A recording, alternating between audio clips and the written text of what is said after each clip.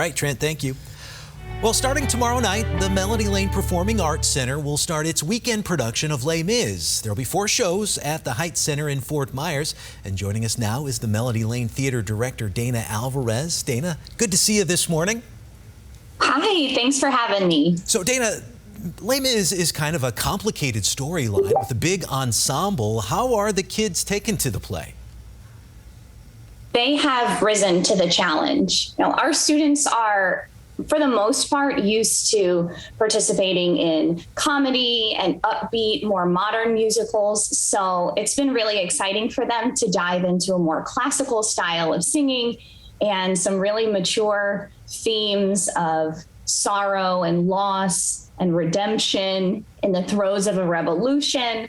So for them, it's been a really enlightening learning experience, and we've seen them grow in leaps and bounds. Yeah, that's good to hear. Quite a progression from some of the things that they've done in the past. I'm excited to see it. In fact, you've shared a clip with us, and we're going to show that in just a little bit. But one thing I noticed in the clip, there were a few students who had, or a few children who were still wearing masks. I'm just curious, how big of an obstacle is COVID for the theater group right now?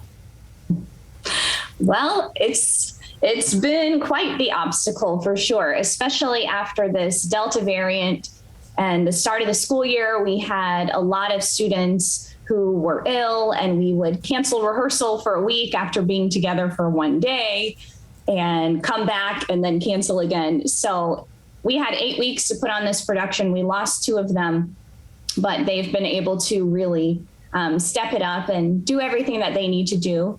As far as performing, we've been rehearsing in masks the whole time. And this week we have turned to testing and just making sure that the kids who are performing on stage without masks have definitely received a negative result, so that we're keeping our students as safe as we possibly can in that environment. That's good to hear. I want to go back a little bit before you started getting ready for Les Mis and let you brag on your program a little bit. Earlier this summer, you guys went to the Junior Theater Festival. So for people who don't know, explain what that is and explain how your group and you were honored.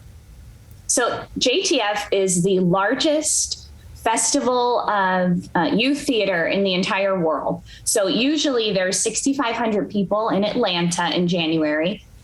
That got postponed last year and rescheduled to Houston, and there were about 2,500 people there.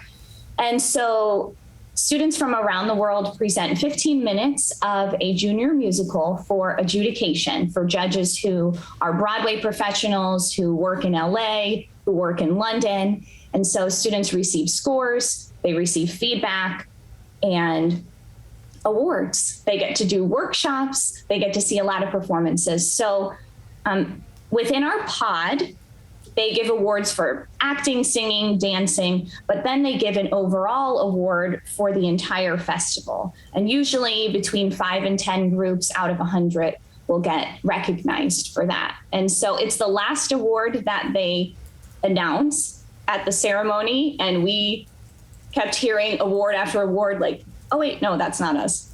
Not us. So morale was starting to get low. But then when it reached the Outstanding Production Award, our group won for their production of Matilda. And that was just so exhilarating. We did not expect that. Yeah. We moved up in an age category to be 12th grade and below, because before we were 8th grade and below. So now you're competing with teenagers, with full-grown men with beards who are seniors in high school. So it can be a bit intimidating. It is amazing. Congratulations. Real quick, Les Mis tomorrow night at 7, then Saturday 11 and 6, and Sunday at 2. People can still get tickets, right?